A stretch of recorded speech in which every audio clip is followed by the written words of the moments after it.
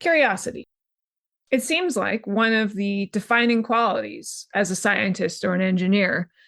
And yet, at the same time, I would argue that curiosity is something that is very easily ground out of us. What do I mean by that? So, most of us, if we're scientists or engineers in our day job, we have gone to some amount of a lot to an excessive amount of school. For me, it was 10 years of schooling after high school. So undergraduate, 5 years, and graduate school, 5 years. And if we look back to our classes, or if we're currently in classes, and we think about them, I mean, we're learning new things, and that's really interesting and cool. And we could be curious about things, but classes tend to be fairly structured, right? You know, you have week one, you're going to learn this topic. Week two, you're going to go on to move to this topic. Week three, new topic that maybe slightly builds upon the last two topics, but maybe not.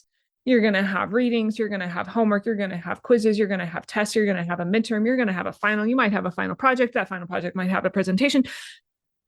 And then maybe if you're doing full-time school, you've got that times 3 or 4 or 5 or however many classes you happen to be taking. Or maybe you're working and taking classes. So you work 8 hours a day and you have a few hours on the weekend to just quickly get through all of the assigned things within the class for you. All right, well, what about grad school? Isn't grad school where we go to learn how to do research and be more curious and become a really good scientist or engineer? Yes, ideally it is. And also there's pressure. There's pressure to be achieving milestones like getting through your first research project so you can write your first paper, getting through your exams of your particular program, your defenses, your qualifying exams, your prelims, whatever in your program. Additionally, in grad school, usually you still have classes, at least for a few semesters, some of which are also quite overloaded. I was actually talking to a graduate student a few months ago, and the graduate student mentioned that the class that they were taking, the professor basically said, oh, you can expect to be reading alone, not the homework assignments, reading for 15 hours a week. To which I said, what the literal fuck? In my brain, I didn't say that out loud, but what the hell? Why are you a grad student? This isn't the student's fault. Why is the teacher think it's appropriate that a grad student should be grinding through 15 hours of reading in a week on top of the fact that they might have a full-time job? Many graduate students in the program have a full-time job. They have other classes, they have research, they have things to do. They're not just sitting there grinding through reading for 15 hours. And, you might be like, hey, Anna, still reading, that's got to spark some curiosity. Have you read for 15 hours in a week of some sort of assigned thing that you didn't necessarily care about? You're not that curious. You're just trying to get through the work, and you're just, you're skipping paragraphs, you're skimming, you're zoning out. Maybe you're turning to AI to say, AI, please summarize this, because you know what? 15 hours was unreasonable. I don't have 15 hours. All right, so, grad school, maybe not always the panacea of curiosity that it could be in an ideal world, perhaps. Well, and then we go to work, and our jobs have pressure for deliverables. They have pressure for whatever it is your job looks like. For me, writing new proposals. And that is a moment that I maybe get to be a little bit curious, because I'm like, oh, I got to think about new science and new directions. And that's really exciting. But the proposal might be due really, really soon. So I can only be just a tiny bit curious before I need to get on to the next thing. And, I've got mentoring, I've got teaching, all these things. And all of a sudden we look back and we're like, well, grad school, if we went to it and work, yeah, curiosity took a nosedive, really got ground out of us. So I know that's a bit of a bummer of an intro, but hey, I'm going to try to turn this around for you. Welcome back to STEMdentity. I'm your host, Dr. Anna Hodshire, and I strongly believe that we do have the ability to take a bit of control back from whatever it is we're doing, whether it's classes, research, work, right? Our time should be a little bit our own, because how are we going to be creative and awesome if we don't have time to be curious and have fun and not just be answering emails or being in meetings all day? So, this specific episode today is an update to episode 11, where I invited everyone to try out a 30-day curiosity challenge. And the challenge was basically, take about 15 minutes a day. It could be a little bit less, it could be a little bit more. It depends on your day, depends on what's going on. And just look into something you're curious about. It could be something you've been curious about for a really long time. It could be something that you just literally heard that day and you went, you know what, it'd be kind of cool to learn just a tiny bit more about the inner workings of the bagpipe. And you dive in for about 15 minutes and maybe you take some notes so you don't forget as quickly what you're learning, and you move on. And you do that again and again and again, every single day for 30 days. And if you miss a day, no big deal. Don't beat yourself up. Get back on next day. It's fine. So what happened? Did I do the 30-day challenge? Did I do it every single day? Did I like it? That's what today's episode is about.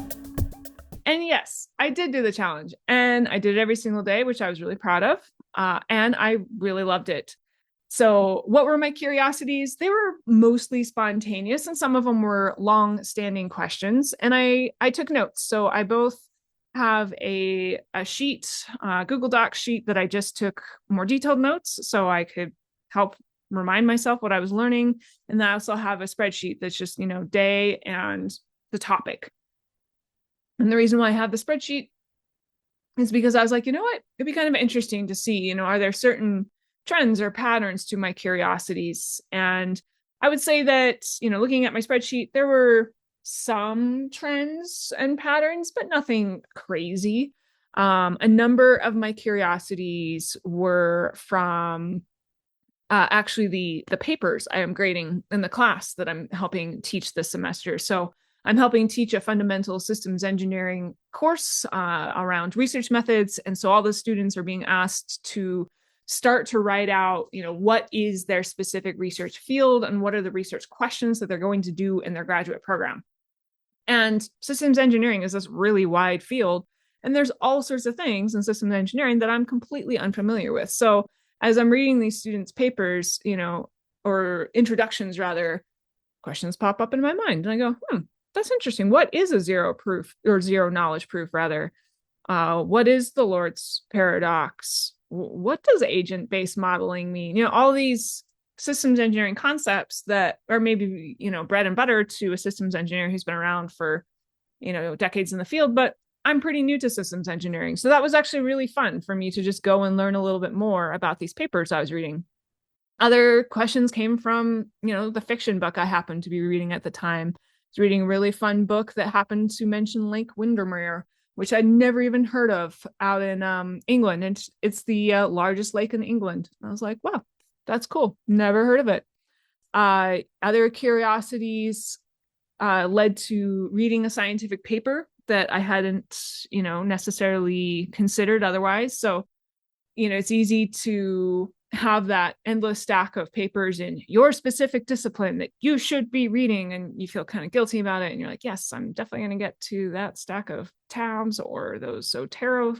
Zotero's my, what are they called? It's not reference, like it's a reference manager, but you dump all the papers and PDFs into it. Anyways, it stores all my papers and I put them in neat and tidy folders, and then I don't read them half the time. So, one of those things. It's like having 10,000 Google tabs open, which I also do. So I got to read some really interesting papers about like peat carbon coming from Congo Basin lakes, or wolves and cougars interactions in Yellowstone as the wolves were reintroduced in Yellowstone in the late 1990s. And I found this curiosity challenge to be so delightful in such surprising ways. So, just getting into the brass tacks, how did I structure it? Often I would have a thought and then I would scribble it down on a piece of paper. I'm surrounded by notebooks and paper all the time. Like, hey, I want to look up this thing later on. So I'd try to find a good time within my day. I'd usually spend about the 15 minutes if I was reading an academic paper. I mean, usually I was more skimming it, but that might stretch out into say 20 minutes, 25 minutes or so, but still a reasonable amount of time. I'd pull up that Google Doc to take some notes as I was reading or researching or looking up different articles. And then as a part of kind of doing this in a more community sense and doing it more publicly to encourage other people to join, I would record a short video for an Instagram reel. And I will be completely honest that these Instagram reels are not, I'm not blowing up. People are not just like, dang, that STEM identity Instagram is just the place where it's at, right? They were not great, but they were fun. I had a good time making them. I did a few of just recording me talking, which I really don't enjoy. I find that to be, I don't know, just kind of boring.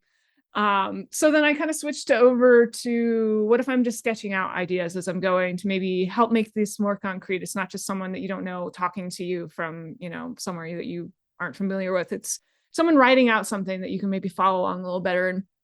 And I'll, I'm a really bad artist. So a lot of these reels were comically poorly done. I also have a hard time writing and talking at the same time and remembering how to spell words. So there's definitely some interesting misspelt words over time, but it's fine. It's not a big deal. I had a good time. Again, these reels are not reaching hundreds of thousands of people. I did not teach the entire world, what is trail building as a profession. But hopefully a few people saw it and went, hey, that was pretty cool. And her drawings are comically poor. And, honestly, I think it's funny. So it's all good there.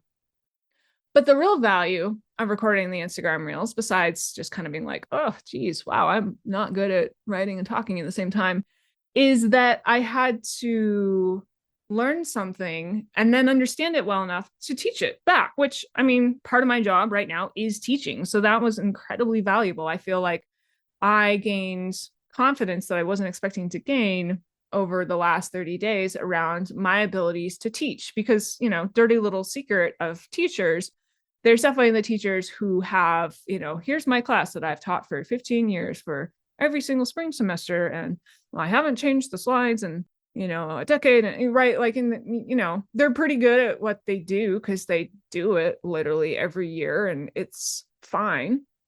But there's also teachers who are new like me and just learning as they go, or maybe teachers who are very dynamic and they're like, you know what, my topic is interesting and dynamic and I'm a good freaking professor and I'm going to update my slides. So you know what, every time I lecture, maybe there's a little bit of content I'm familiar with, maybe there's a little bit of new content. So many lectures from really engaged, excited, and or new professors has a lot of new content in there. And we don't have the time to sit there and, so my classes, for example, are Monday nights for about 3 hours, which is a bit of a grind, but that's how it goes. We are catering to a lot of working professionals, so that's a good time for them to have a class. And I'm not teaching the whole time. I split it with my co-teacher, but I'll have maybe an hour, hour and a half lecture in front of me. And I definitely don't have an hour, hour and a half earlier that day to just sit there and calmly practice my slides and feel comfortable with what I'm saying. A lot of it is just sort of me being like, okay, yep, I just got to speak on the cuff. It's just like recording a podcast. Got to just get up and go for it. And so I really liked, I'm learning completely random things. And some of them were fairly simple concepts, but some of them are really actually pretty complicated. I did the Monty Hall problem, which is that stick or switch probability question. I looked at Lord's paradox, which is a fairly challenging paradox to explain. I tried to explain Einstein's Nobel Prize around the photoelectric effect in less than 3 minutes. All of these things that are not simple topics, and having to turn around and immediately teach them was both humbling, but it also was really nice because, I would sort of quickly catch the limit of my understanding of what I just learned. And then maybe I would go back and learn a little bit more. So yes, often instead of 15-ish minutes, this might have spiraled out into 20, 25 or 30 minutes. But I felt like it was time well invested in myself in both understanding new things and also becoming a better teacher. It also forced me to practice verbally synthesizing information instead of just kind of letting that information hang out in my brain and potentially wander off and be forgotten. So was this challenge worth it? To me, yes, absolutely. I did 30 days of it. And you know what? I feel like I'm at least 30% less boring. And yeah, maybe that's kind of a mean thing to say about myself, but I really admire those people who just know things about a lot of different things. And often I feel like, man, I know like things about a small slice of things, but I don't really know anything about I don't know, like why do cats purr? I don't know. I learned why cats purr, not only because they're happy, but sometimes they do it for, it's theorized at least, for helping with stress regulation, right? Sometimes cats are purring when they're at the vet's office and they're otherwise stressed out. Sometimes it might be helping for even like wound healing, bone density, growth. This is all a little bit less proven, but really interesting stuff around why cats purr. And you know what? I like cats. I know other people like cats. Maybe we hit a dead zone in the conversation, and I'm like, hey, here's this thing about cats. I also really liked that, as I was kind of explaining already, that the challenge gave me this really fun container to practice deploying a lot of STEM skills. So, one, I was reading papers outside of my field, not every day, but many days. And that's so important. Reading papers outside your field exposes you to different techniques you might not have heard of, different ideas, and even different ways of writing, right? Different ways of presenting information, different graphical styles, different figures. And this is all, if you only are hanging out in the field that you're in, then yeah, your brain, not your brain, but what you're producing is going to probably start looking like, well, what everybody else is doing around you. And that's not really the point, in my opinion, of being a scientist and engineer. The point of being a scientist and engineer is to bring all of you, your unique coolness to the table, to say, hey, it doesn't look like anyone has thought about this thing in this way. What if we did? What would happen? So I really, really, really like reading papers outside my field. It's part of why I have the once a month journal club on this episode, or on this podcast rather, where I invite someone on a topic I don't really know anything about. So far, all of my journal club episodes have been people I don't know. I've just reached out to, and they've been so gracious to say, sure, I don't know you either, but this sounds like fun. Let's go. And to talk about their paper and talk about how, they do their research. Another STEM skill, as I already said, was teaching after just learning something. Even if you're not a teacher, probably chances are currently or someday in the future, you're going to have a position where you are having to learn something and then present it to, say, your boss or your company or a group of people in your company, to say, hey, I'm not necessarily a top expert in the, how manifolds are going to make our new material even better, but I just learned about manifolds for the last 3 hours, and here you go. Here's what I know, right? So, you're rapidly synthesizing potentially multiple sources of information. This sounds to me just like grad school. This sounds to me just like classes, but in a, new setting, and having to think about new things that I've literally never thought about. Like, is geometry versus an algebra brain actually real, or is that just kind of like perception and preferences? I feel like I prefer algebra to geometry, but I'm also not a very spatial person. Is that my brain wiring, or is that something different? I could do a little research about that. And then, as I started in an intro, having this sort of reason, hey, every day I want to be curious about something random for 30 minutes or 15 minutes or however long it is, it gives you that kind of that push, that encouragement to just be simply curious on following up on more new things in your day.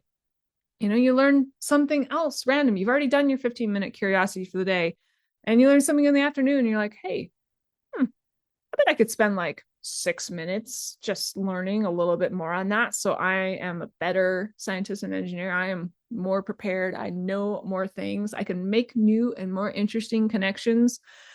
And I found that happening for me, right? By the end, I would see something new and I'd be like, yeah, let's just dive in just a little bit. Like it only takes a few minutes, God knows I get distracted and look at Instagram for way too long in my day. So why not just go look at something cool that I care more about and that's going to make me feel like I'm more connected to the entire world around me, because I understand just a tiny little bit more about the entire world around me when I followed up on that curiosity. Let's do it. Okay, we live in a culture obsessed with return on investment, especially in the West here. So was there return on investment in this? Well, I crunched the math, and very, very, very roughly speaking, if I did a 15-minute challenge every single day for 52 weeks, so a whole year, it would cost, quote unquote, roughly $5,000. Like, that's a super ballparky number. If you take my annual salary and you chop it into a hourly salary, and this is ignoring the fact that I have weekend curiosities. So there you go, capitalism. You're getting some curiosity for free.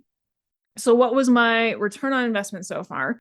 I incorporated at least one curiosity into a lesson plan. I will admit that I have a hard time conceptualizing how much that cost, but let's say that it was maybe, I don't know, a few $100s back in from that 5,000 over the full year annualized. I'm morphing at least one curiosity into a podcast episode on why is it so scary, asking questions. So I don't know what the return investment on that is, but let's say that I help 100 people over the next 2 years get better at asking questions. And those questions lead to, I don't know, we'll say each question leads to, on average, $100 of I don't know, increased revenue. As you can tell, I'm not very good at ROI calculations because this thing is actually starting to make me gag. But anyways, we'll say that each good question that I help those 100 people ask leads to $100 somehow gained in the company. So that's $10,000 back to the world. So there you go. I doubled my return on investment. And I think I said over 2 years. So, hopefully maybe 100 people in 1 year. That's even better. But if you cut the $10,000 in half, it's $5,000. So we at least landed out net neutral. All right, that was kind of a ridiculous example. And you might be able to hear that Juno Bird is chirping in the background. She too is like, Anna, you got to stop with this example. You are bad at doing math out loud. And you are right, I am. But where am I going with this? What am I going to do next? So my personal goal, because I love this so much and I felt like it really helped me, I feel lighter. I feel more fun. I feel more interesting. If 30 days means that I was 30% less boring, then if I expand this challenge into 1 year, does that mean that I'm going to become 365% less boring? I hope so. That would be super fun. Even if, the math isn't quite as linear as that. I mean, maybe it's exponential and I'll just be like crazy less boring. Again, not very quantitative, but here we are. I'm not the greatest quantitative scientist out loud on the fly. Takes a little bit of pencil and paperwork for me. But I am going to, in all seriousness, expand this to a full year. And just like with the 30-day challenge, if I miss a day, whatever, I'll forgive myself. It's not a big deal. It's not the end of the world. But it really is kind of fun doing little challenges. And 365 days does feel like a bit of it's not onerous, it's not a burden, but it is a lot. So I'm going to break it down into mini challenges throughout the year. And I haven't quite decided. So today is day 31 for me, and I haven't done my curiosity yet. And I haven't quite decided, but I'm sort of tempted to do a 30-day challenge of reading or at least skimming one journal article per day. And, some of them probably will be in my field, but most of them probably will not be in my field because I, again, find that incredibly valuable. I do want to have, for funsies, maybe in the summer or something, 30 days of curiosities that have nothing to do with work, right? This is me looking outside and being like, I wonder how many different kinds of pine cones there are. Just, learning about pine cones for 15 minutes, because why not? I love pine cones. I love trees. I am not planning on posting every single day. Maybe I will in some fashion, maybe just an Instagram story. Today I was curious about blah. I still do want to do some videos though, because I did find it really valuable to force myself to do that instant turnaround teaching. And, my videos were not edited. I did not cut out when I stuttered, but I would restart them if I just completely brain farted and could not handle it. And that is something I struggle with. I'm not the cleanest speaker off the cuff.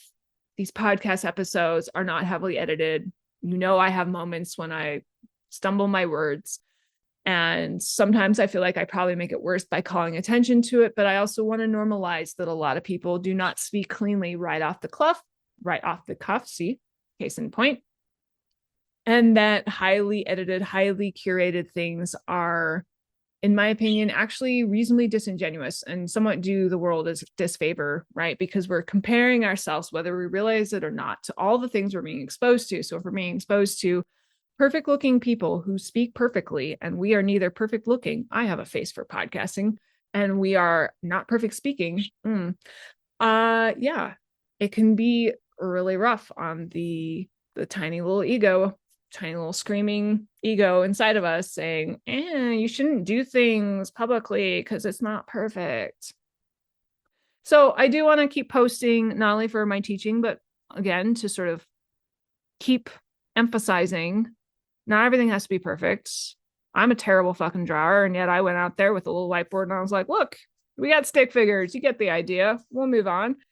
I might do some YouTube videos, right? I found it really challenging, to be honest, to summarize most of these curiosities in less than 3 minutes. And I realized that a 3-minute Instagram reel is like the kiss of death to an Instagram reel. But YouTube seems to be able to handle longer content, right? The people going there are not just like, wow, this was not 5 seconds. I cannot watch it. So maybe I'll see if YouTube is a stickier place, because I'm not just trying to teach people like, hey, here's a cool thing I learned. I'm also trying to be like, hey, here's something cool that I know nothing about and I was curious about and I had so much fun learning about, and you should go have fun learning too. Curiosity is awesome. So I started this episode with a lament. Where did our curiosity go? Right? Why did it get ground out of us?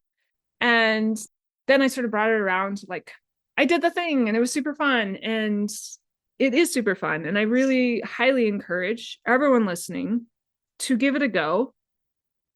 It can be the 30-day challenge. It can be just trying to be a little bit more curious periodically, whatever that looks like to you, whatever that feels like to you. But I would like to end this episode with a slightly impassioned cry. And my impassioned cry is that I strongly believe, and I could feel this inside of me over the 30 days, I strongly believe that holding on to our curiosity is more important than ever. We are in the midst of yet another technology revolution with AI. And, this is the first big revolution that I've lived through as an adult. Perhaps things felt the same when computers or the internet blew up. But what it feels like to me is with this revolution, there's so much pressure to produce more and think less. You don't need to think or reason out XYZ. AI will do it. More importantly, you don't need to deep dive or waste time reading things that aren't 100% germane to the topic at hand, because AI is going to find the important bits and summarize them for you. Don't worry about it. I think that is incredibly dangerous and it does such a disservice to the world as a scientist or an engineer to say, whether you're realizing it or not, yeah, it's fine. AI will summarize this boring academic paper that I didn't want to read. It was going to take me like 20 minutes to read, and now I can read the summary in 3 minutes and basically get the main idea. Totally fine. Yeah, I didn't want to dive through all of these documents that aren't that related to what I do. AI will summarize it to me and that will be fine. Okay, yeah, sometimes that is necessary. You're under a time crunch or whatever reason, but AI is not creating new things. It's combining things, summarizing old things. And, there's some indication that some creation is going on. And this isn't really my field of expertise. So sure, feel free to yell at me in the comments if you're like, AI is totally creating new science. What are you talking about? Okay, cool. I'm so glad it's creating new science. I would have been so much more excited to create that new science myself. And my argument here is that without learning new things, without learning things that aren't totally relevant to the task at hand, without getting tiny little bits of side information here and there, how the hell are we supposed to make new and unique things? right? And I even had a dream about this week. So Friday of this week, I did a deep dive into a funding agency that I hadn't really looked into before in terms of, their proposal calls and what they're interested in. And they had a lot of things out. I don't remember. It was maybe like 55 to 60 proposal calls. And I didn't read through every single proposal call. I did just grab the ones that seemed at least somewhat relevant to the skills that my research group has and the interests my research group has. But I would still open up the proposal documents, and there would be several sections of like, we are interested in this research, this research, this research. And I didn't read every single word carefully, but I started skimming through and I started picking up on things that were really interesting to me. I was like, oh, okay, I now have this much bigger picture of what this funding agency is interested in. I also see that this funding agency has a lot of calls that look a lot like systems engineering, and I can actually tie back my students' papers that I'm reading right now in that class I'm co-teaching to topics that the funding agency cares about. So now I understand the research portfolios of the professors around me a little bit more and where they're coming from and where they might be getting successful grants coming in. And all of that information, right? Sure, I'm going to forget a lot of it. Sure, I'm not going to act on plenty of it, but just knowing what's out there and not just being like, hey, AI, can you summarize the following 10 documents for every single time these 4 keywords come up? Letting my own brain do that synthesis and summary is giving me such a better picture than what I could ask for from anything from AI. And so I mentioned that I had a dream about this. And the dream was basically that I was explaining to a colleague who uses AI a lot for coding and that type of application. I was explaining to him, oh yeah, I did all this work. And he was like, I set up an AI pipeline to do this. And it just summarizes for me. And it's so efficient. And I just woke up being like, ew. No thanks. I like the fact, yeah, sure, it took like 5-6 hours of work, but it was satisfying work that I think is going to help me in the long run. I don't really give a fuck that it could have taken me 45 minutes to do all the AI summaries and read the AI summaries. I'm not here to be a tiny little maximum productivity machine. I'm here to be a scientist. I'm here to be an engineer. I'm here to be curious. I love curiosity. I'm super excited for my next, again, I'm really terrible at out loud math, so forgive me while I very quickly calculate 365 minus 30. I'm super excited for my next 335 days of curiosity. I'll definitely do an update episode at the end of my full year. I'll maybe pop in occasionally with new updates, if I do it a particularly exciting mini challenge that I think is really valuable. We'll keep checking back in on this. And I know that I came down reasonably hard on AI, and everybody, it's so new that everybody is figuring out their unique relationship with AI, how they want to interact with it. I have my strong senses around it, but I'm also very open to, in a year, I might be completely different. Or maybe it's just that in a year, like, well, it turned out I couldn't survive with a little bit of curiosity. I had to just grind out productivity, which is really depressing. And I deeply hope that doesn't happen. But I'm not trying to say I'm locked into this. I'm trying to say this is where I am right now. I want to be curious. I don't want the AI to be quote unquote curious for me, because it's not going to tell me those tiny little bits, those tiny little synchronicities, those tiny little things that I wouldn't have seen if I just said, all right, AI, summarize this 70-page document in half a page, go. Okay, ton of content. As always, I do a learn and move your feet. In other words, we learned a lot. What's at least one thing that we can take away and try out? I will consider the 30-day curiosity challenge, see how it changes your life, or it doesn't. Maybe it's a complete waste of your time and you can be like, okay, curiosity is actually not a key part of who I am or my job, and that's fine. And you can move on and, go be good at what you are good at.